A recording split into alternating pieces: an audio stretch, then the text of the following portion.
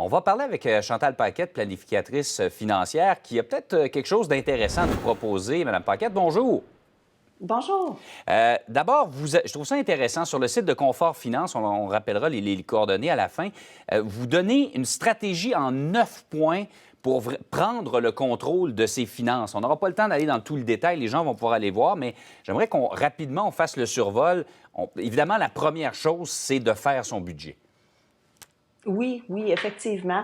On fait le budget pour s'aider à voir, en fait, nos obligations, qu'on a les connaître sur le bout de nos doigts.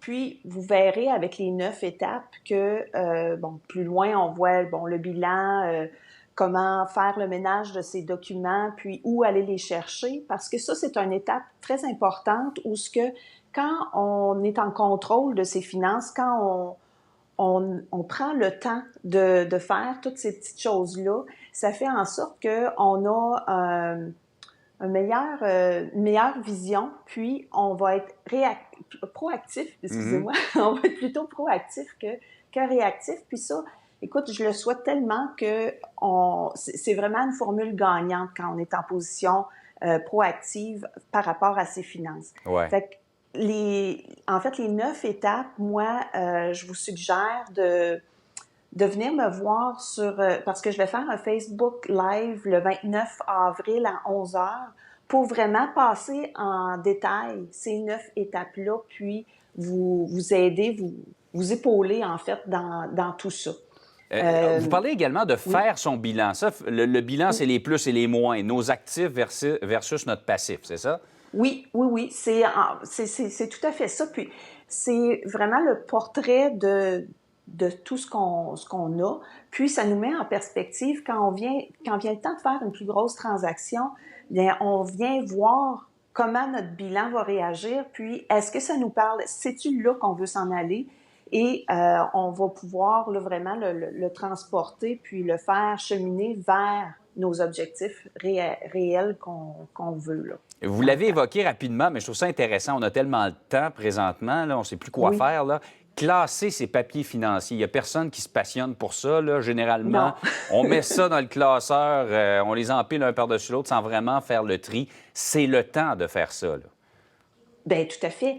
Tout à fait. Puis si on a un système facile, bien, c'est bien plus efficace après, là. Tu sais, quand vous allez rencontrer votre banquier, votre courtier hypothécaire, votre conseiller financier, puis qui vous demande toujours des documents, puis là, on se dit, ben j'irai pas parce que je ne sais pas, il va falloir que je fouille, puis ça ne me tente pas.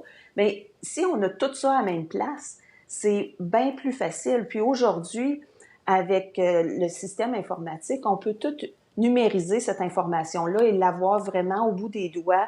Puis, dans un clic, les documents sont transférés. On n'a même plus besoin de garder les papiers réels. Là. Il y a un point que je trouve intéressant, reviser ses assurances habitation et automobile. Là, j'ai vu passer ces derniers jours qu'il y a des compagnies qui l'offraient automatiquement. Certaines compagnies d'assurance, évidemment, il n'y a plus de voitures qui circulent présentement. Il y a à peu près plus d'accidents, donc il y a moins de risques. Ils réduisent automatiquement nos primes, mais il y en a pour lesquelles il faut aller le demander. Est-ce que c'est la même chose pour les assurances habitation? Oui. Oui. Ben, habitation ou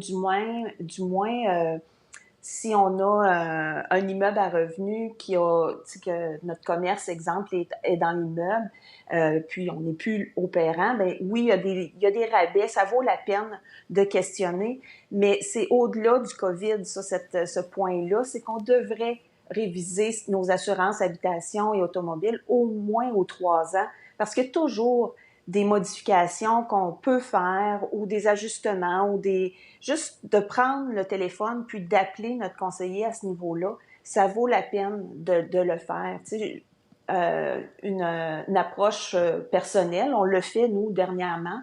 Mon fils, qui est sur nos assurances, on a trouvé, juste là, on était mal assuré pour mon fils. Donc, on a OK. récupéré un montant d'argent. Donc, ça se fait à bien des niveaux, puis on pense pas que ça peut faire une différence. Ça non plus, c'est pas une activité passionnante, reviser ses assurances, les contrats Aucunement. avec les petites clauses à l'intérieur, mais il y a peut-être moyen pour bien des gens d'aller chercher une petite baisse de prime. Oui. Par les temps qui courent, on va chercher l'argent où on peut.